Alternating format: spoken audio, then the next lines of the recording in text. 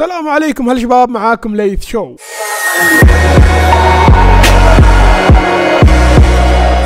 كان في فلبيني فاضي ما عنده شغل وكذا، فقال خل اروح اغوص في البحر. المهم راحوا غاص وكذا ومدري كيف وقاعد يغوص يعني في البحر كذا.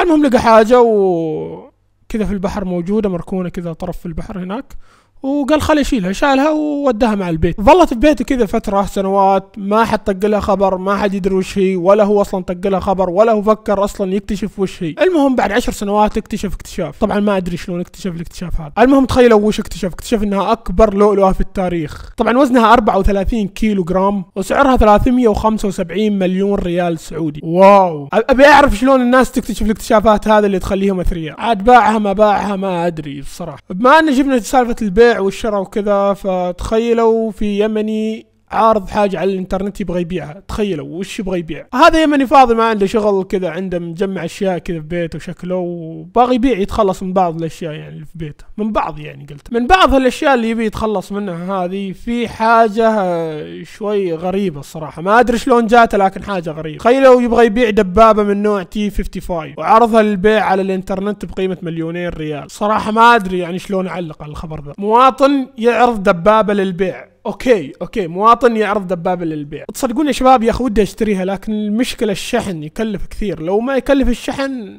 لكان شريتها يعني وجبتها وعرضتها لكم وحطيتها هنا لكم، هنا بحطها. شلون جاب الدبابة هذه؟ شلون يعني شراها؟ من وين جابها اصلا؟ ما ادري. ويلا يا شباب هذه نهايتي معاكم. كان معكم ليث شو، ويلا سلام بيس. دقيقة اللي يصورون اكلهم كثير في سناب شات وانستغرام يبغالكم كذا.